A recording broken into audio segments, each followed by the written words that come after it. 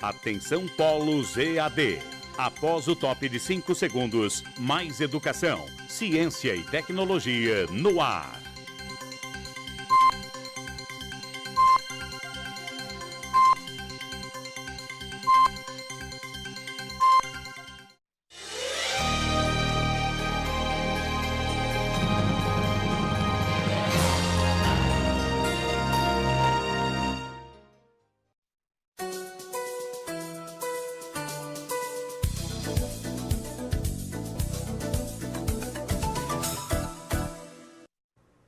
Olá, bom dia! Sejam todos bem-vindos à nossa quarta aula.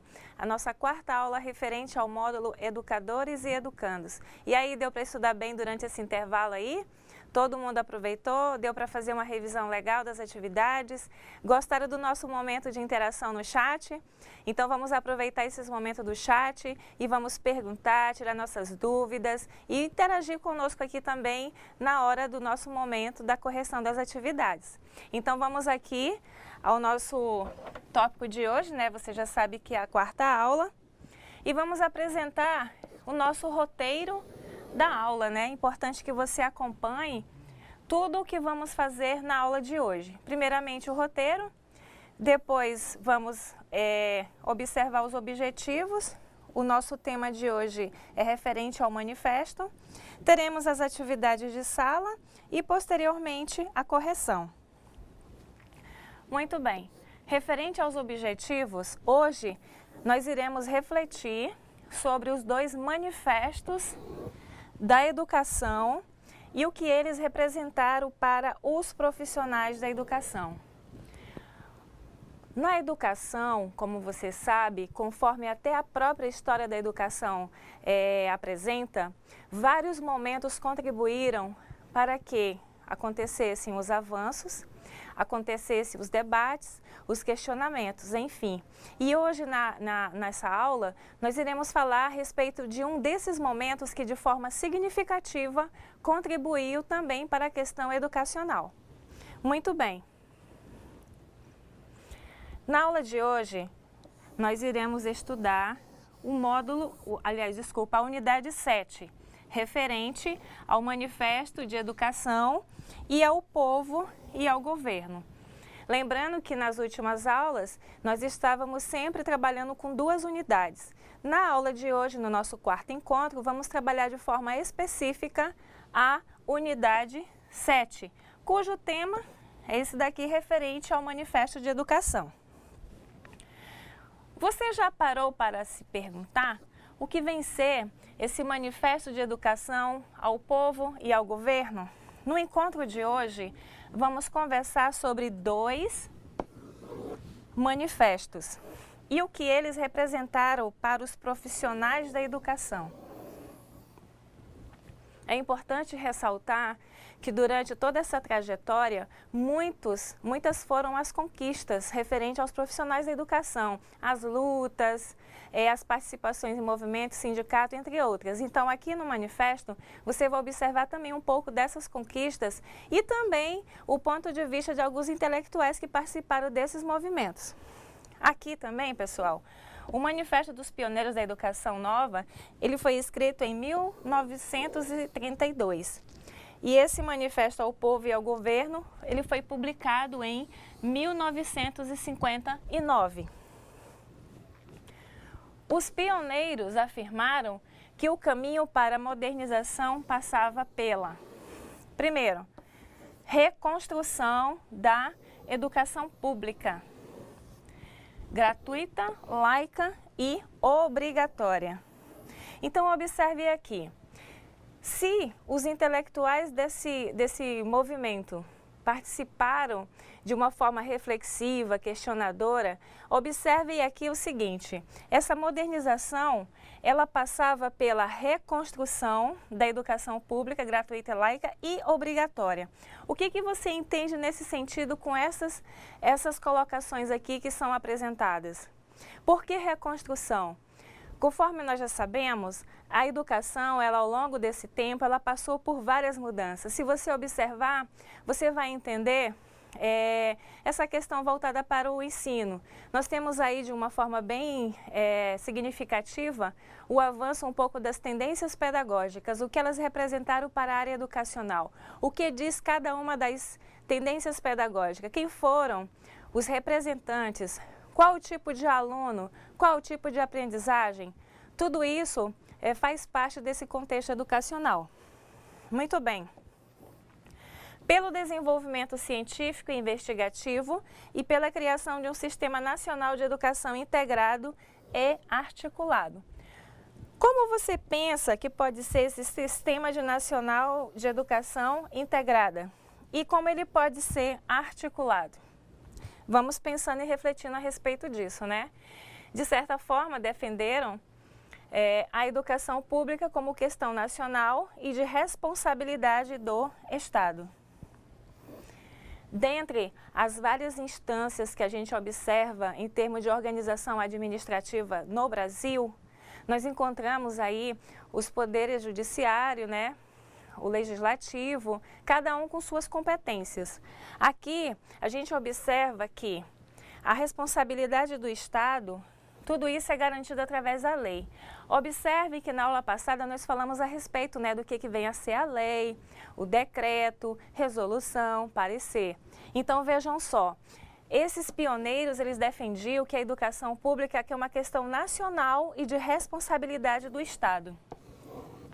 Eu lembro que na aula passada, no chat, nós verificamos essa questão aí, que foi muito presente, mas que responsabilidade é essa? Será que de fato ela é assumida na íntegra? Como ficam os direitos e deveres? Será que eles são respeitados? De que forma que eles são conduzidos? De que forma que eles são aplicados? Será que o cidadão de fato tem direito? E por que nem toda vez acontece isso? Então essa responsabilidade do Estado, como você pensa isso? Será que ele realmente segue? Então observa que esses pioneiros lutavam exatamente por isso. Bom, um dos grandes intelectuais, né, e pensadores, uma das lideranças referente a esse momento histórico foi Anísio Teixeira, né? Anísio Teixeira contribuiu de forma significativa e expressiva nesse movimento aí, como um dos grandes pioneiros. Mas quem foi o Anísio Teixeira? Aqui temos o ano, né, de nascimento e de falecimento dele. Ele foi um educador e escritor que dedicou sua vida em defesa da escola pública. Vejam só, na questão educacional, nós temos aí grandes representantes que contribuíram de forma significativa para que houvesse os avanços na questão escolar, no campo educacional. E Anísio Teixeira foi, sem dúvida, uma dessas pessoas que participou desse momento. Ele participou dos debates e ajudou a construir os princípios filosóficos do movimento dos pioneiros da Escola Nova. Muitas vezes, algumas pessoas questionam o seguinte: qual é a importância de se ter uma filosofia? Nós conversamos em outros momentos a respeito dessas filosofias.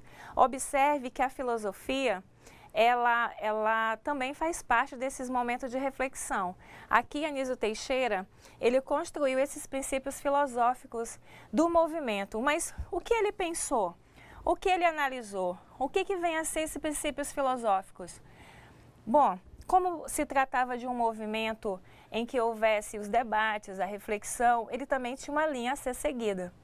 Nesse sentido, devido à importância que Anísio Teixeira teve, ele com certeza, né, por ser um grande intelectual, ele criou essas diretrizes que de certa forma contribuíram para isso. Muito bem, Anísio Teixeira, ele deixou um legado vivo em suas obras.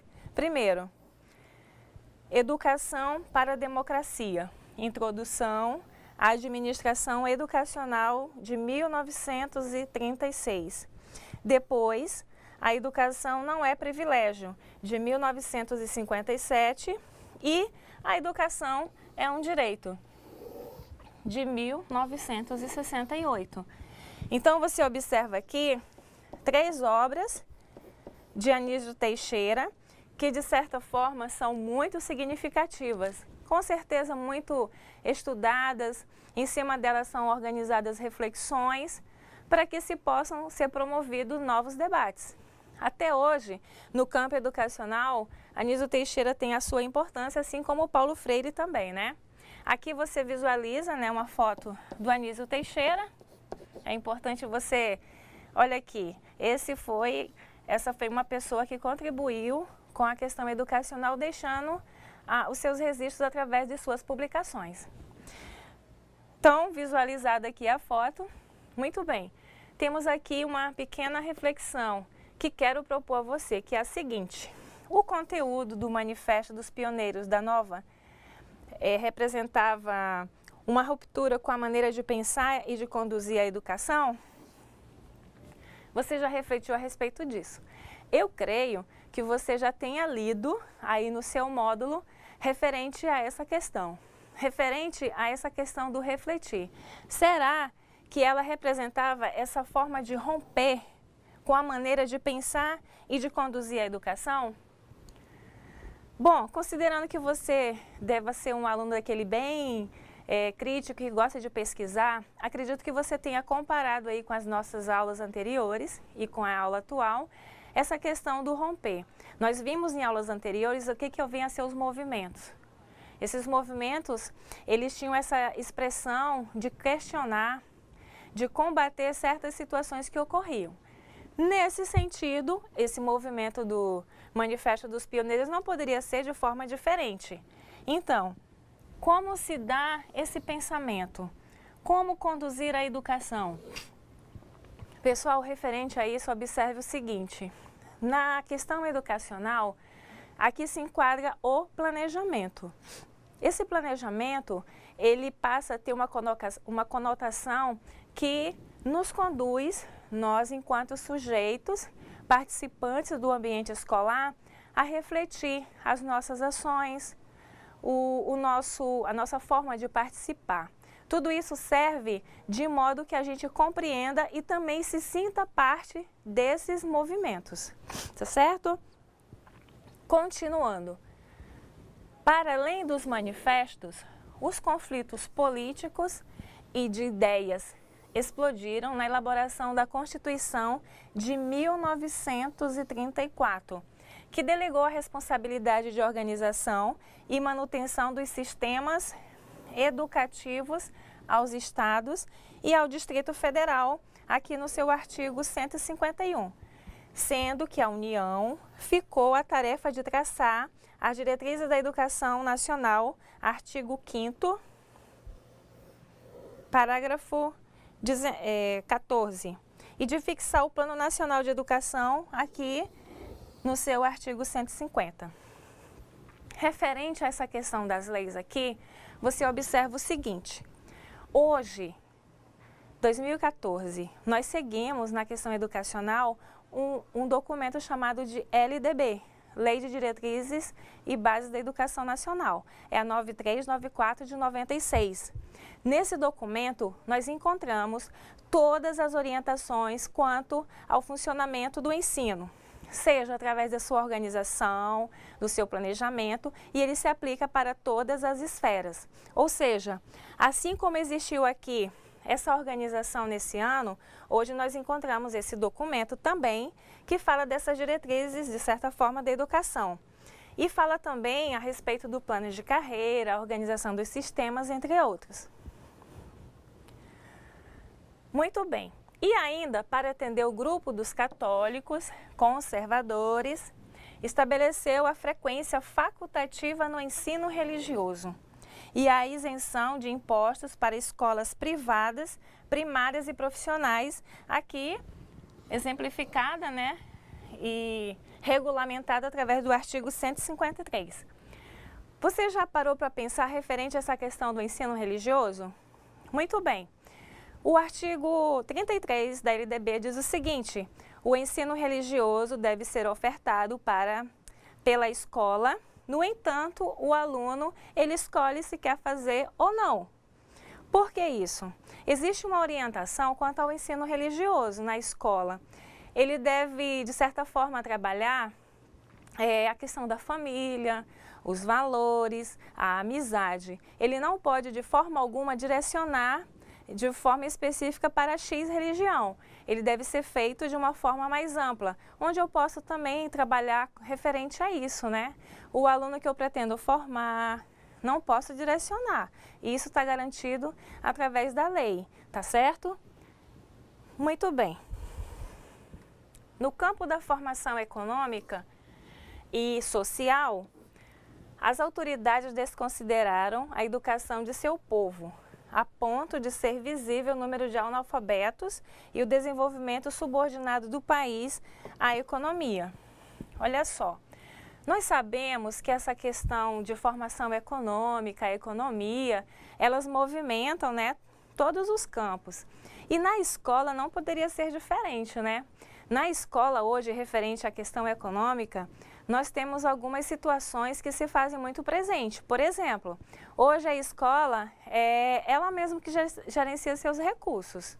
A escola, os gestores da escola, juntamente com a comunidade, eles fazem esses investimentos, né?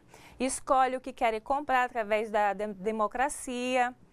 Hoje a escola tem um dos princípios, a autonomia. Nesse sentido, a gente não pode deixar de considerar esses avanços, né, referente à formação econômica e social. Muito bem. Portanto, a educação escolar pública só tardiamente se apresentou como a necessidade imperiosa, de um lado, a serviço do desenvolvimento econômico, e de outro, como um direito universal para a formação humana. Olha aqui um elemento importante, né? A questão da formação humana, que lentamente foi se consolidando uma nova mentalidade, a necessidade de uma educação nacional. Bom, nós já sabemos que a escola é um espaço de aprendizagem. Nós já sabemos também que para a sociologia ela representa essa mobilidade social. Quando nós organizamos os documentos pedagógicos na escola, nós temos como um dos objetivos sempre centrais a questão da formação humana, mesmo porque a escola ela é formada de seres humanos, né? Cada ser humano com suas particularidades, com suas complexidades, e a escola é exatamente esse ambiente de descobertas. Lembrando, pessoal, que os desafios em uma escola, eles nos levam ao crescimento, não só na escola, mas também na própria vida, né? Qualquer tipo de situação de conflito, de certa forma, se você souber tirar os pontos positivos e negativos, ele serve de certa forma para o crescimento. E aqui, quando se considera a formação humana, eu contemplo aqui vários elementos. Por exemplo, que aluno eu quero formar? Como eu penso isso? Nesse manifesto, como foi analisada essas questões? Por que se bateu tanto de frente com algumas questões também referente a isso?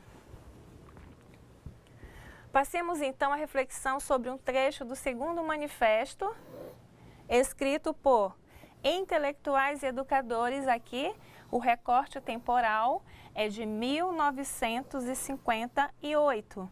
Lembrando que quando se fala em recorte temporal, se quer dizer situar uma data ou período cronológico em que ele aconteceu. Algumas pessoas perguntam assim, por que é importante o ano, a data? Porque, historicamente analisando, nós temos os períodos, né? Por exemplo, Idade Média, Moderna e Contemporânea. Foi de quanto a quanto? Então, você situar é importante porque se cai um concurso público essas informações, se você não marcar o ano certinho ou o período, você perde a questão, né? Então, é importante que você compreenda. Não é necessário memorizar ou decorar, mas compreenda e raciocine em cima disso. Muito bem. Aqui temos um trecho do manifesto. A escola pública concorre para desenvolver a consciência nacional. Ela é um dos mais poderosos fatores de assimilação, como também de desenvolvimento das instituições democráticas. Bom, eu sempre digo para os meus alunos o seguinte, em uma citação ou em uma frase que te conduz a uma reflexão, destaque as palavras-chave. Por exemplo, aqui nesse trecho do manifesto diz o seguinte, a escola pública concorre para desenvolver a consciência nacional. ela é um dos mais poderosos fatores de assimilação, como também de desenvolvimento das instituições democráticas. Então aqui, ó, democráticas, podemos destacar como palavra-chave, a questão também da própria assimilação, a consciência nacional, né? Uma consciência de reflexão, porque esse trecho nos conduz a refletir vários aspectos, não é verdade? Desenvolvimento das instituições. Eu convido você a fazer uma reflexão nesse sentido, referente ao desenvolvimento das instituições. Como você observa hoje essas instituições de ensino? A instituição de ensino escola, a instituição de ensino superior, qual vem a ser a missão de cada uma delas?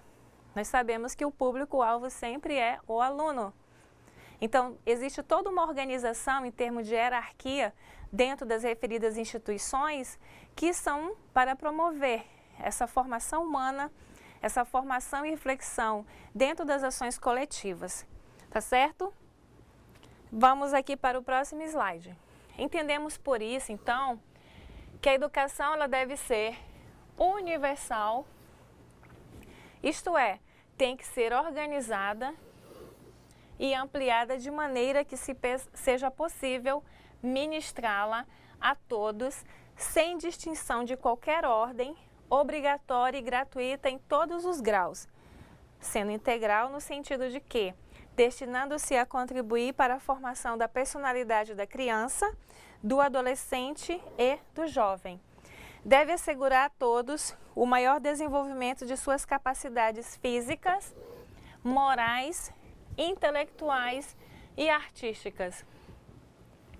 Bom, referente aqui a essa questão da educação, que ela deve ser universal, como é que você pensa isso? Como eu posso observar aqui esse desenvolvimento de capacidades físicas, morais, intelectuais e artísticas? Por que a escola contempla esses aspectos aqui também? Você já parou para pensar? Por que a escola ela deve formar esse cidadão, contemplando esses três aspectos? Por que deve fazer com que essa formação seja voltada para isso? É importante destacar aqui também um outro ponto. Ao longo dessa trajetória, nós encontramos as tendências pedagógicas.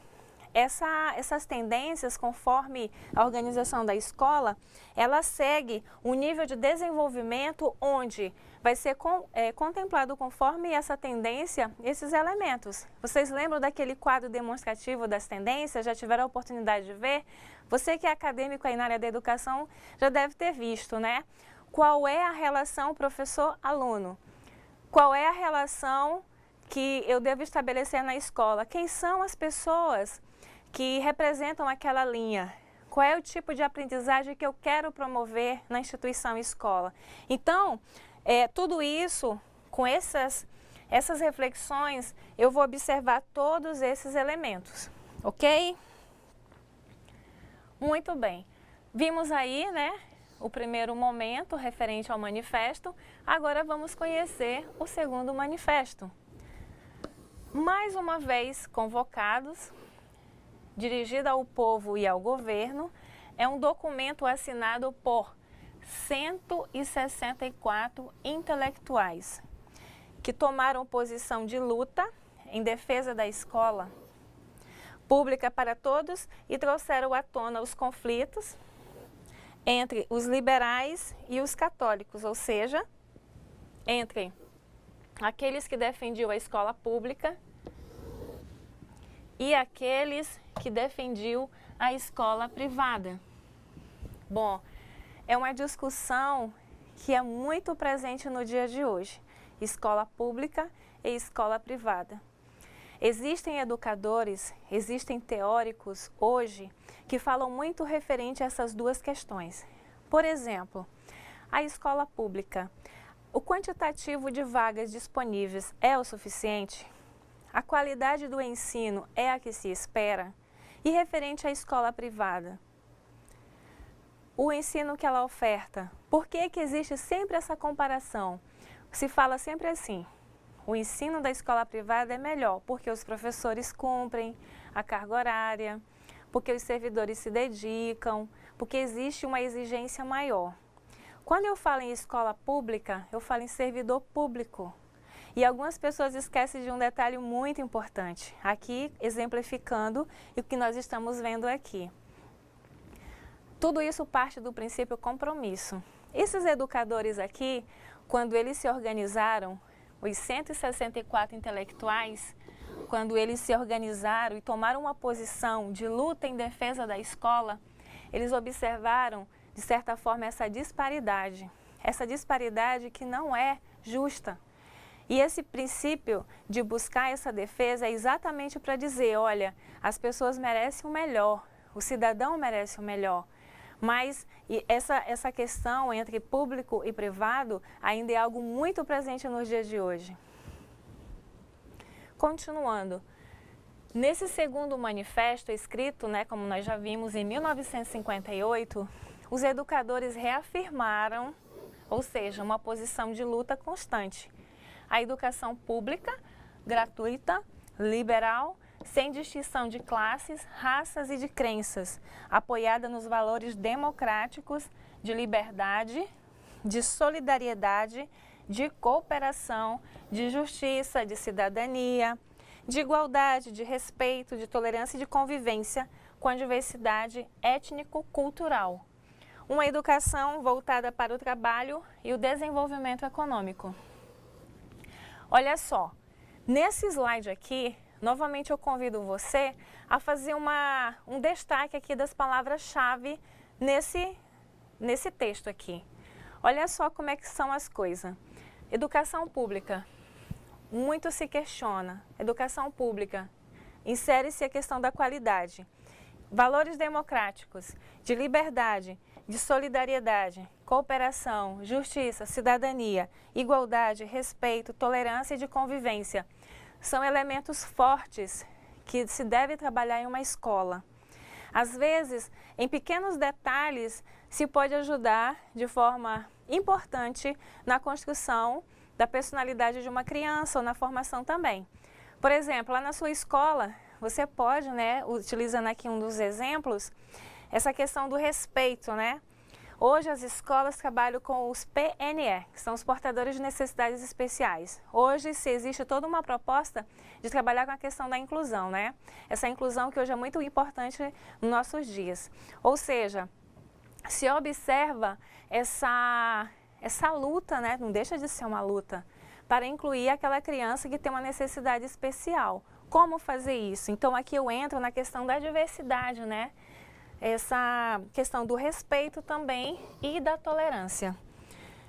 Continuando, o modelo econômico desenvolvido, ele resultou na divisão de classes sociais, pela forma como a riqueza foi apropriada e concentrada na mão de poucos, apoiadas no trabalho da grande massa de trabalhadores, sem a escolarização básica, além de tratados como a mão de obra de reserva, disponível para as indústrias, fábricas, construção civil, serralherias, galpões de funilaria, ferrovias siderúrgicas, estaleiros e mineradoras.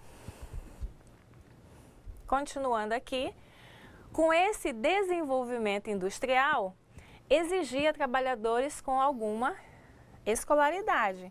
Nós já vimos, e é importante ressaltar, que a escolaridade ela é muito importante.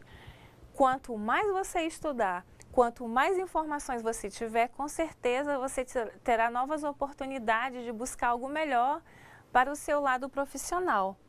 Portanto, era necessário que a escola pública, vejam só, a escola pública preparasse os homens para o trabalho, por meio de cursos profissionalizantes. Você já ouviu falar das escolas agrícolas, industriais e comerciais do seu estado? Você já ouviu falar? Nós vamos fazer aqui uma coisa diferente. Você aí na sala de aula, com certeza, se vocês se perguntarem, você é da onde? Ah, eu sou do Rio de Janeiro, de Porto Alegre, Fortaleza, Manaus. Cada um de vocês vai dizer um estado de origem. Lá no seu estado, você conseguiu conhecer ou ter acesso a escolas agrícolas, industriais e comerciais? Então lembre e veja qual é a função dessa escola. como ela preparava seu aluno, ou como ela prepara seu aluno para adentrar o mercado de trabalho. Então, vejam só, por outro lado, em vários estados da federação já estavam funcionando as escolas normais, né? E os institutos de educação voltados para a formação de professores primários. Esse ponto aqui ele é bastante interessante, porque se você buscar na história da educação, você vai observar como se deu essa evolução, né? Até mesmo a própria lei, ela orienta nesse sentido, desse sistema de ensino, dessa organização das escolas e como ela se encontra hoje. Nesse sentido aqui, pode-se dizer que os funcionários dessas escolas eram indicados por políticos, prefeitos ou autoridades locais. Agora você observa aqui o seguinte, a importância hoje da gestão democrática. A gestão democrática é uma forma de valorizar dentro do espaço escolar a participação do indivíduo de forma coletiva. Na escola, pessoal, nós temos lá um documento chamado PPP, ou também, conforme o teórico, chamado de PP, que é o Projeto Político Pedagógico ou Projeto Pedagógico. Esse documento, ele garante a participação coletiva dos vários sujeitos que fazem parte do ambiente escolar, ou seja, vigia, merendeira, o professor, a pessoa que cuida da limpeza, que dá o suporte no apoio. Então, todos participam. Então, aqui nessa época, observe que existia uma indicação. E olha o salto que se deu da indicação para a participação. Hoje, como é que se dá esse ingresso? Através do concurso público, né? Você vai lá, se inscreve, faz todo o processo, sendo aprovado, você é chamado. Ou seja, existem ainda, em alguns estados, né, a questão da indicação. Mas hoje, devido a essa mudança de lei, o ingresso se dá através de concurso público. Muito bem. Essa educação pública no Brasil, ela foi pensada em função da necessidade de mão de obra qualificada para as indústrias. E também as escolas foram criadas porque o desenvolvimento das atividades nas indústrias, no comércio, nas exportações, nos portos e aeroportos, hotéis e supermercados, tornou necessária a contratação de pessoas com escolaridade, novamente aqui a palavrinha-chave, básica para desempenharem bem suas funções e assegurar o funcionamento do sistema capitalista. É outro momento aqui que a gente observa na questão educacional. Todos esses elementos referentes à escola pública no Brasil e também essa influência aqui nessa área do desenvolvimento e ainda sistema capitalista. Continuando. O trabalho pedagógico e as atividades educativas, elas estão sendo repensadas. Ou seja, se pensa, se analisa, se questiona e se observa se de fato é adequado para ser aplicado. Então, esse repensar, ele passa por várias situações de reflexão, de debate. E hoje a gente observa que o profissional da educação, ele participa, sim, dessas decisões. Por exemplo, aí na sua prefeitura, aí no seu município, tem o plano plurianual, onde você vai lá e participa dos debates, do questionamento e também dando sugestões, né? Muito bem. As crianças e os adolescentes fazem outras perguntas, contam outros segredos, trazem os seus problemas, suas queixas e sonhos. Agora, por que esse ponto aqui? Porque hoje as crianças também participam das decisões no ambiente escolar. Elas também participam porque criança é aluno, ou seja, não importa a faixa etária, todos se enquadram como alunos. Então, o aluno hoje, nessa mudança educacional, eles passam também por análise e reflexão de muitos teóricos que vão também, de forma significativa, chegar até eles. Esses problemas. Qual é o problema lá do alunado de 6 anos? Quais são as queixas? Quais são esses sonhos? Continuando. A escola hoje, né? A escola pública, elas convivem com as diversidades culturais e étnicas. Agora, por quê? A gente sabe que essa questão cultural ela é muito presente no ambiente escolar. Essa diversidade que também serve como elemento de aprendizagem. Por quê? A escola, ela trabalha com a diversidade cultural. Essa diversidade cultural, nós vivemos no país da diversidade. O Brasil é o país da diversidade. Até mesmo as regiões, cada uma tem as suas diversidades específicas. Se você fizer um quadro comparativo aí da região Norte, Nordeste, Sul, Sudeste, Centro-Oeste, você vai observar características marcantes de cada uma delas em relação à outra, em termos de hábitos e costumes, em termos das próprias vestimentas e assim por diante. E tudo isso levando para o espaço escolar serve como aprendizagem também, né? Como diz o Paulo Freire. O espaço onde se localizam as escolas também se modifica. Portanto, diretor, professor, funcionário, pais, estudante, comunidade, eles têm que participar e assumir as outras realidades e tomar decisões. É sobre isso que esse curso pode ajudar você a refletir a sua importância, a importância que você tem no seu espaço aí, enquanto servidor ativo, participante, atuante. Gente, uma coisa eu quero deixar bem claro. Existe uma diferença bem significativa entre aquele servidor que questiona tudo e não toma uma posição e aquele servidor que questiona e faz algo para ajudar. Então, assim, seja questionador crítico, mas também dê sua parcela de contribuição. Não fique só na criticidade, não, mas diga, dê uma sugestão também. Continuando, as escolas públicas foram pensadas e criadas para reproduzir a divisão social de classe. Depois, porém, elas podem também ser espaço de transformação e que homens e mulheres possam construir outras maneiras de viver e de se organizar. Quanto a esse ponto aqui, é importante você acompanhar aí no seu módulo e também nos livros de história que tiver como atividade complementar ou até mesmo a leitura complementar, que nós vimos nas primeiras aulas referente a esse ponto, né?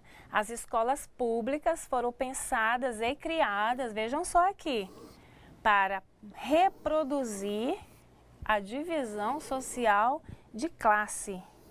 A gente observou isso aí na primeira aula, né? Quando falamos a respeito disso. Na época de Dom Pedro, como era organizado o sistema educacional?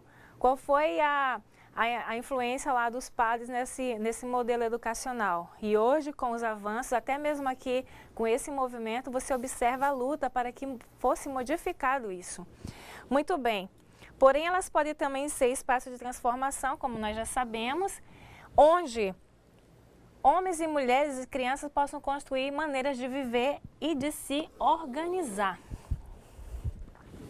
Continuando aqui, por causa dessa mentalidade de que a escola forma para o trabalho, é corrente a ideia de que ao terminar os anos de estudos, todos terão trabalho, né?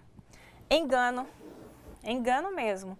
Não há trabalho para todos, tanto que alguns postos de trabalho foram eliminados e é por isso que os cursos de capacitação e profissionalização são bem-vindos e os podem ajudar com conhecimentos teóricos práticos que possibilitem a ressignificação de nossas ações cotidianas. Então, observe aí, pessoal, a importância, né, dessas formações que são ofertadas. Quanto mais se estuda, mais eu tenho oportunidade. Continuando, aqui eu trouxe para você hoje uma charge que vem com a ideia de uma provocação. Muito bem, aqui o professor, né, fazendo um questionamento. É frequente o descaso com o ensino público? Aí o aluno aqui diz nada. E o que mudou nessa frase? Ou o que mudou nesse contexto? Esse descaso com o ensino público ainda acontece nos dias de hoje? Você observa de que forma? Uma dica que eu dou a você. Faça sua argumentação, o seu questionamento com base. Por exemplo, se você concordar que é frequente, né, o descaso com o ensino público, diga, segundo o teórico tal, segundo a posição tal, segundo o que foi debatido lá no Encontro Nacional dos Educadores em Educação, ou aqueles que promovem a educação, aí você tem uma posição com finalidade mais teórica. Bom, aqui nós vamos entrar de uma forma bem breve, né, no resumo da nossa aula de hoje. Primeiro, nós vimos que a defesa da educação pública gratuita, laica, obrigatória e democrática é uma luta de nós todos os dias. Essa luta tem suas raízes em dois manifestos, um de 1932 e o outro de 1959. No Brasil, criou-se um sistema dual de educação, uma educação propedêutica para os filhos das famílias abastadas, proprietárias de terras, senhores de engenho e dona das riquezas, e outra profissionalizante dirigida para os filhos dos trabalhadores. Depois, vimos aqui que a educação pública caminhou na medida em que as indústrias e o comércio precisaram de trabalhadores qualificados para desempenharem tarefas mais complexas. Nesse período, na maioria das vezes, para ser funcionário de escola, era preciso ser indicado por alguém. Bom, então você viu aí o resumo da nossa aula de hoje nesses dois slides. Se você quiser acompanhar com mais de perto, você pode acompanhar no teu módulo aí, referente à nossa unidade de estudo hoje. Pessoal, é o seguinte, nós vimos aí, referente, né, aos pioneiros, o que eles questionaram, o que foi o manifesto, quem participou, quais eram as principais reivindicações. Agora, para fixar tudo isso que a gente acabou de ver, você vai fazer a sua atividade de sala. As questões já estão aí com você em mãos, nós teremos o tempo para que você resolva e depois a gente volta com o chat e para tirar as dúvidas. Até mais!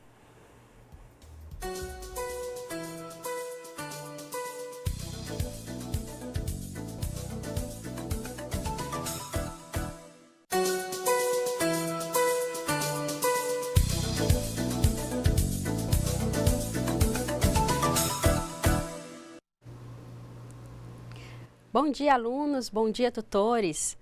E aí, descansaram bastante depois desse feriadão?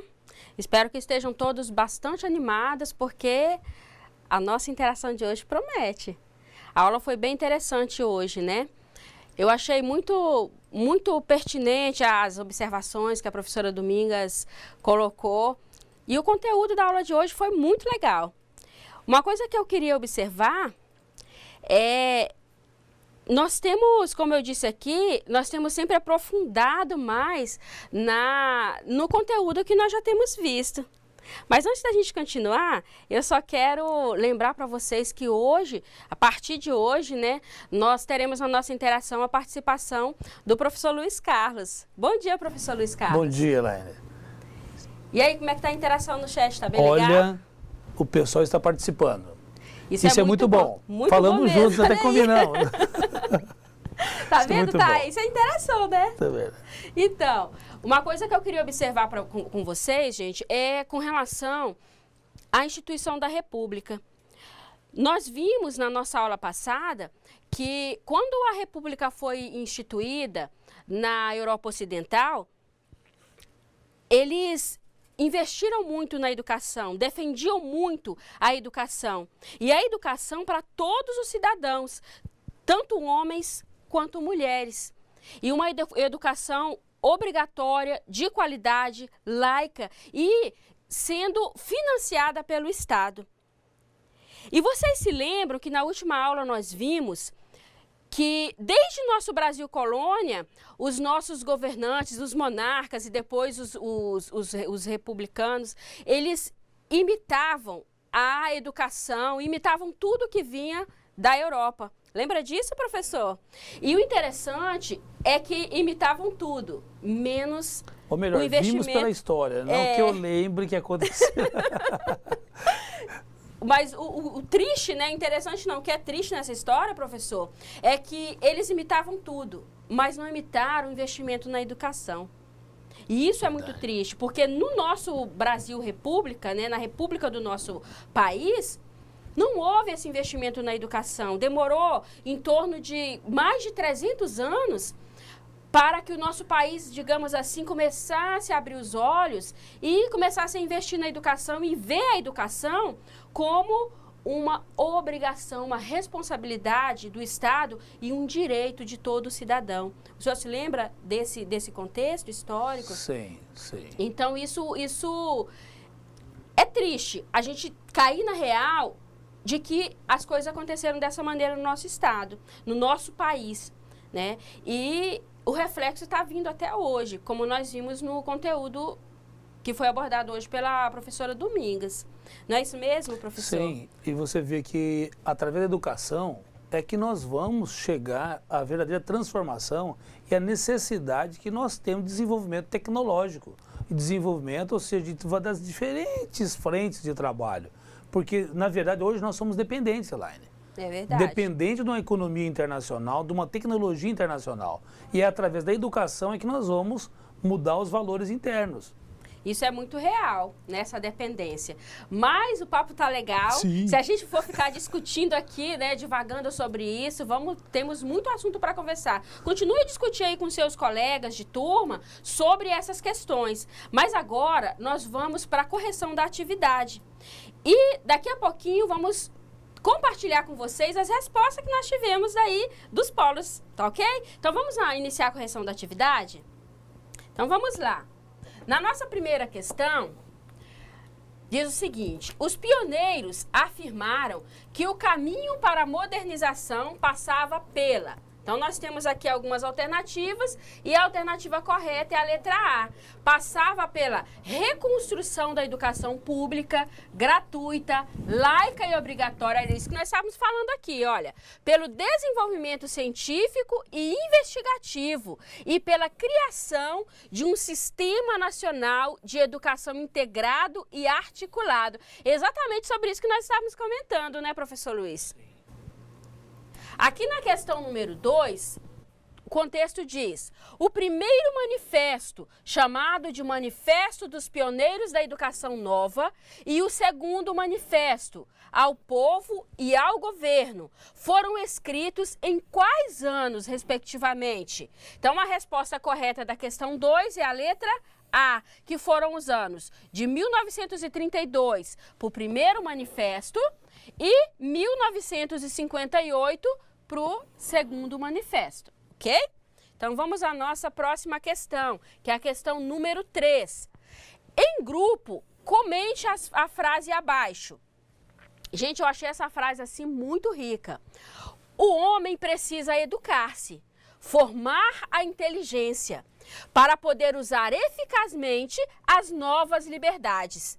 A inteligência, no sentido em que falamos, não é algo de nativo, mas algo de cultivado, de educado, de formado, de novos hábitos que a custo se adquire e se aprendem. Gente, que frase rica. Daqui a pouquinho vamos ver as respostas aqui dos grupos sobre essa frase. Então, vamos à questão número 4. Em grupo e com a ajuda do seu tutor, elabore 5 questões sobre como, sendo funcionário da escola, nós também somos educadores. Solte a criatividade. Então, agora, nós vamos compartilhar as respostas dos polos sobre essas 2 questões. A primeira questão, que é onde vocês vão comentar sobre aquela frase muito verdadeira sobre a inteligência, né? Que ela não é... A gente não nasce inteligente, a gente cultiva a inteligência. Temos já a resposta dos polos, professor Luiz? Olha, até agora eu contei com 13 participações. Olha que legal, então, muito melhor do que na última aula, parabéns. Gente, está difícil de acompanhar, mas nós vamos cumprir com o propósito. Então vamos Por exemplo, lá. Olha que a aluna Elisandra, lá do Polo de Espigão, escreveu aqui na resposta: o homem deve estar aberto a aprender, pois a cada dia a vida ensina e as pessoas precisam buscar o conhecimento, cultivar, buscar e assim contribuir para que aumente a sua inteligência e estar sempre pronto para novas oportunidades. Na questão 4, a Elisandra fala: somos educadores, pois lidamos diretamente com os alunos dentro da escola. Muito interessante. Parabéns, Elisandra. Parabéns, realmente, por sua reflexão, né, e por sua resposta. Temos mais alguma participação? Paulo Cujubim. O homem precisa estar em processo de desenvolvimento, acompanhando as mudanças técnicas, evolutivas, educacional e se inovando ao máximo, pois o caminho para o desenvolvimento não termina e nem sempre o que já sabemos é o suficiente. Olha isso. Olha, Polo Ouro Preto do Oeste, a questão 3 afirma o seguinte: a educação transforma o homem, o torna humano e livre, abrindo novos horizontes. Na questão 4, o funcionário da escola se considera educador. O funcionário da escola se considera educador, pois contribui na educação de valores dos alunos que ultrapassam os limites da sala de aula. E é isso que torna o trabalho coletivo e de uma educação de qualidade. De onde foi essa resposta? Essa resposta é do Polo de Ouro Preto. Ouro Preto do Oeste, parabéns, olha, o grupo de o Polo de Ouro Preto do Oeste, parabéns pela resposta, foi bem profunda mesmo, né? Muito legal. São Francisco, a questão 3, entendemos a partir da frase que todos nós precisamos nos formar na educação, aprofundar em novos conhecimentos e surpreendermos com nós mesmos, com a capacidade que temos. Que maravilha. Olha isso, é gente. A superação constante. Exatamente. Né? Questão 4, também em São Francisco.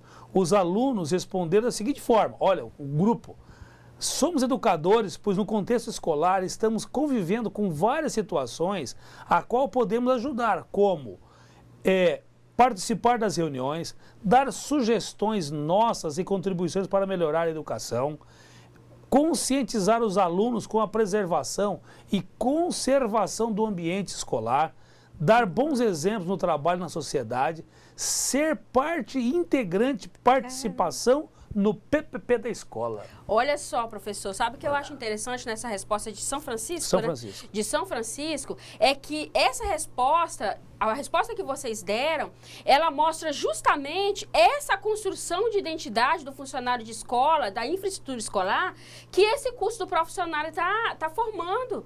E isso é muito interessante, porque essa resposta do Polo de São Francisco, a resposta que vocês deram, prova que vocês estão compreendendo, estão entendendo essa formação dessa nova identidade. E é por aí. É desse jeito que nós vamos fazer as coisas concretizarem. Essa nova profissão de funcionário de escola se firmar no mercado de trabalho e se concretizar.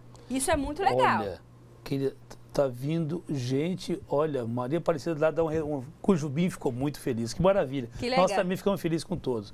Obrigada, gente, deixa eu ver mais aqui um pouquinho, tem mais aqui, só um pouquinho, tem muito, eu não quero, só um minutinho. Aqui, vamos lá, Elaine, só um minutinho, perdão, gente, tem muitas respostas, que maravilha.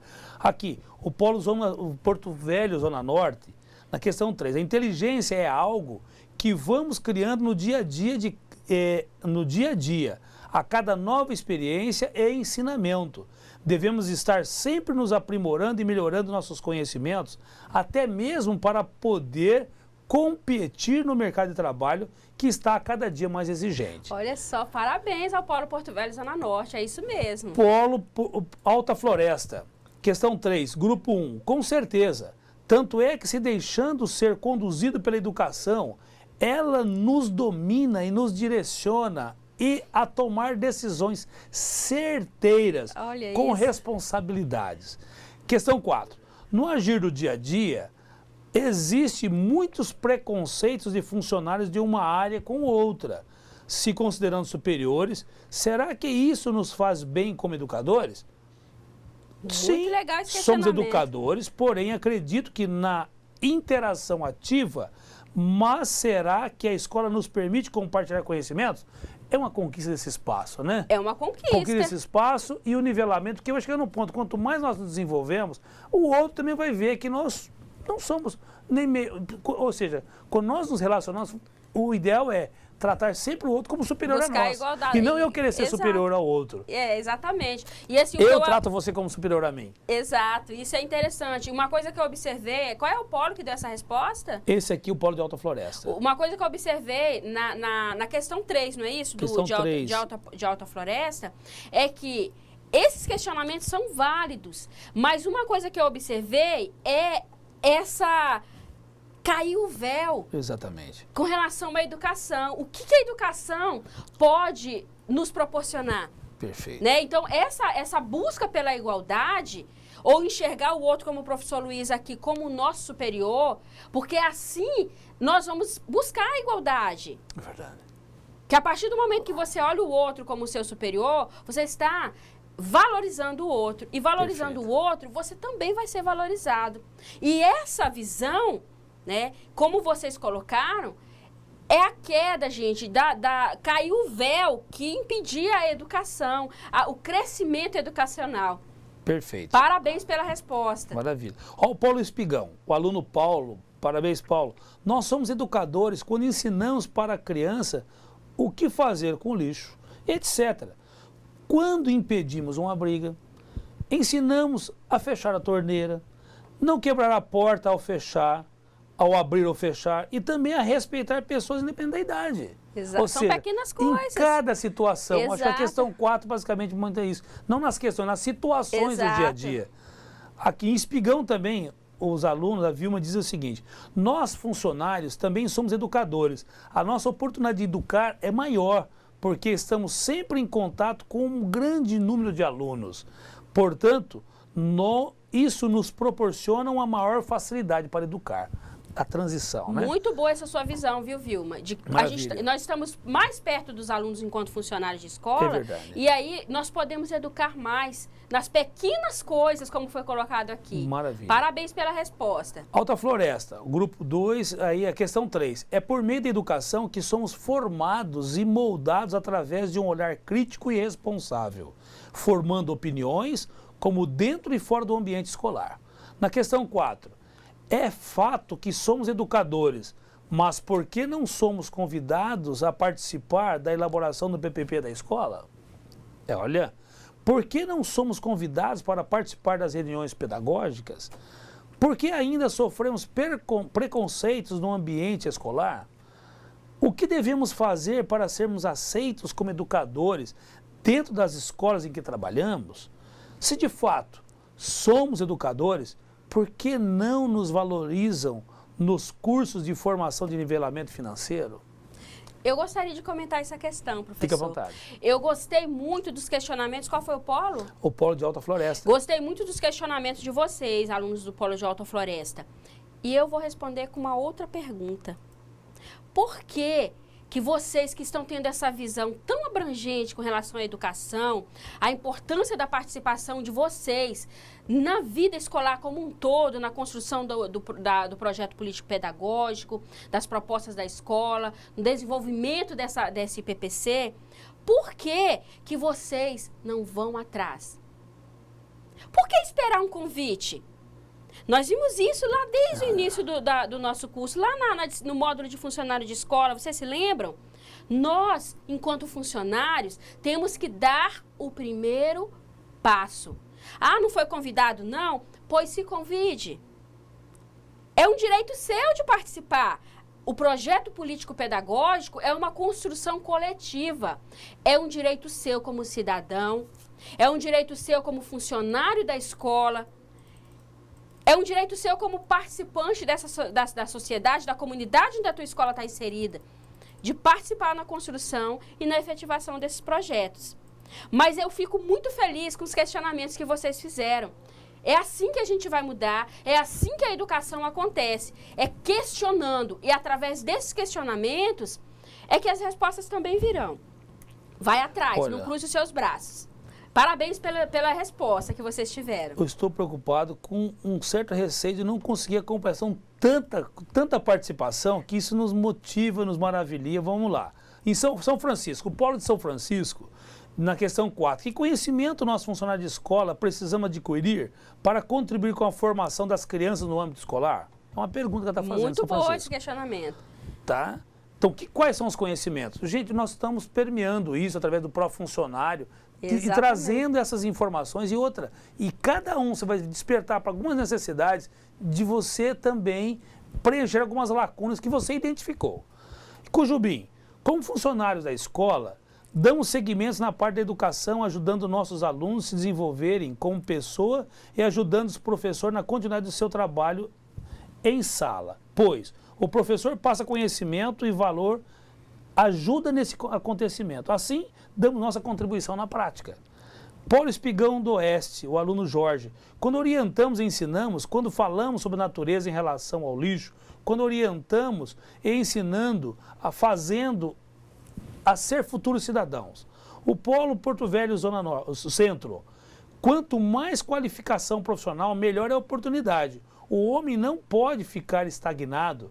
Hoje devemos buscar cada vez mais o estudo, pois somente o conhecimento não pode ser retirado de um homem e o conhecimento o faz crescer. Ah, tá certo. Porque somente o conhecimento não pode ser retirado de um homem. E o conhecimento o faz crescer e ter oportunidades no mercado de trabalho. Muito legal. Aparecendo de Parabéns, Buritis.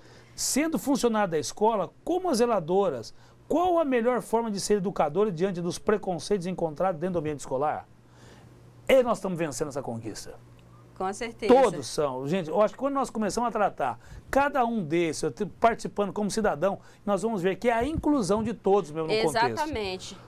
Tem mais alguma resposta, Tem, professor? Porto Velho. Mais uma apenas e nós vamos ter que gente, encerrar. que pena. Uma questão levantada pelos alunos do Porto Velho é que em que a formação somos... é que em formações somos levados a entender que realmente somos importantes na escola. Mas, nas reuniões, quando alguém de apoio vai dar alguma opinião, normalmente não é ouvido, é deixado para segundo plano. Você vê que está conseguindo ser repetitiva essa questão? Acho que nós estamos conseguindo trazer em evidência esses pontos. É claro, nós estamos... É o devir na escola. Exato. Já vou entrar adiantando um pouquinho. Mas o devir está presente em tudo. O devir está presente. Mas, gente, olha, só queria fazer um comentário antes de nós encerrarmos. Com relação a esse último questionamento, foi do Polo de Espigão? Do Espigão e teve aqui do Porto Velho para o Espigão. O penúltimo foi Espigão. Essa questão da participação dos funcionários de escola nas reuniões que não são ouvidos. Gente, nós não podemos desistir. Nem cruzar os braços. Não, continue insistindo. De Buritis, perdoe-me. De Buritis, né? Continue insistindo nessa participação. Vai chegar o momento em que vocês vão ser ouvidos, sim. O que não pode é cruzar os braços. Eu fico feliz porque a partir do momento em que o véu caiu, os seus olhos se abriram. Agora você está começando a entender onde é que você está inserido nesse processo de formação da educação. E você entendendo, você compreendendo, você vai fazer as coisas mudarem. E isso é muito legal. Professor Luiz, obrigada por sua participação, pelo bate-bola. Obrigada aos polos que participaram ativamente. E até daqui a pouquinho, quando nós vamos voltar com a interação na próxima aula. Parabéns. Perdoe aquelas que não conseguimos evidenciar, mas todos aqui, ó, uma interação tremenda do chat. Foi muito boa a interação. As pessoas contentes, e nós aqui também. A sua alegria também é a nossa, que a gente consegue expressar aqui. Nós vamos atentar mais para os detalhes, depois nós damos um feedback. Um abraço. Até daqui a pouquinho, pessoal.